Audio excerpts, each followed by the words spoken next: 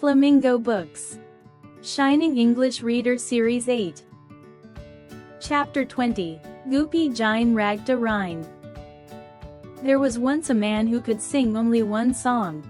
His name was Goopy Jine, son of Kanu Kine, the grocer.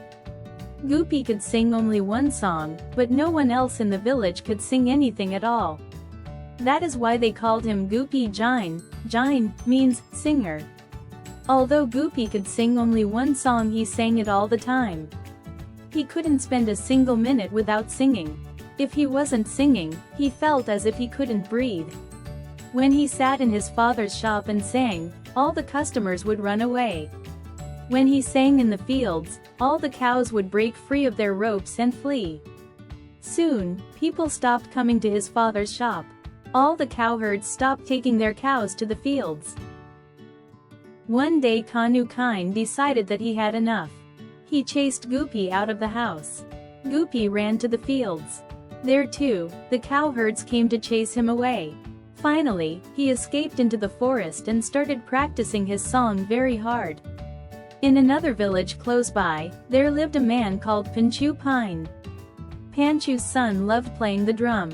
While playing his drum, he would shake his head, tap his feet, glare at everyone, gnash his teeth and frown fiercely. People in his village would gape at him and marvel triple ah. Ooh oh. Sometimes in his excitement, he would get carried away and let out rrrroar just like a tiger. When he did that, his audience would run away in fear and stumble and fall. That is why he was known as Baga Bine, which means, the tiger-like drummer. Everyone forget what his actual name was. Baga would start playing his drum with gusto every morning, and so great was the force of his playing that he would also break the drum by the end of each day. His father would have to buy him a new one the following morning. In the end, Panchu Pine could not afford to buy Baga any more drums. But how could Baga give up drumming? People in his village said, "We will all collect money to supply Baga with drums. It is our good fortune to have such an accomplished drummer in our village.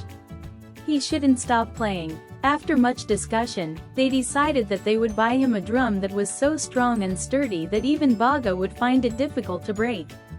And what a drum they bought for him! It was 3.5 feet wide and equally tall.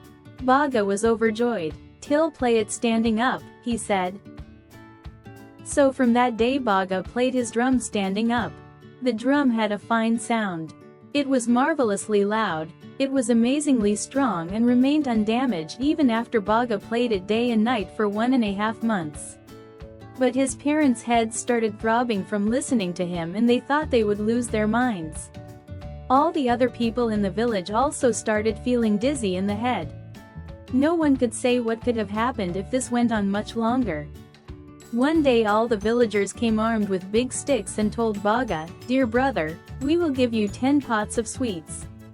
Please go somewhere else. If you stay here, we'll all go mad." Poor Baga, what could he do? He had to take his drum and go to another village. They heard him play and greeted him enthusiastically. But within 2 days, the people of that village also threw him out. After that, wherever he went, he was driven out in no time.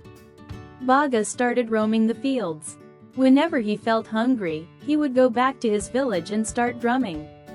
The villagers would quickly bring him food and heave a sigh of relief when he left. But soon they stopped bringing him food.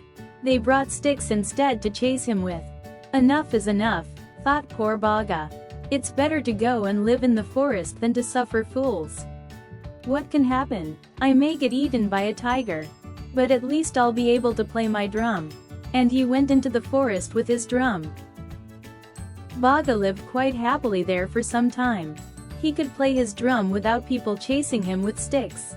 But after a while, his peace was disturbed.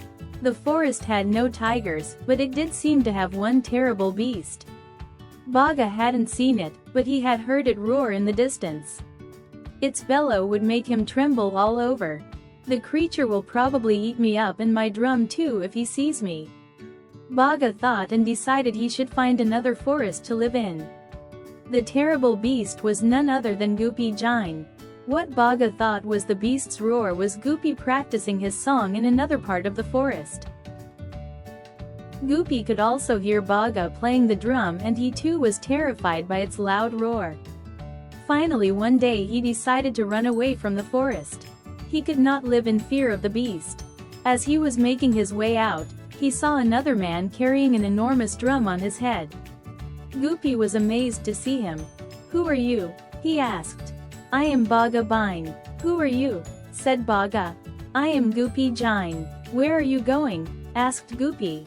"I'll go wherever I can find a place to stay," Baga replied. "All the people in my village are simple folks. They can't appreciate good music. That is why I came to stay in the forest. But there is a terrible beast here. If I stay here, the creature will surely eat me and my drum too. That is why I am going away." "You are right," said Goopy. "I was also running away from this beast.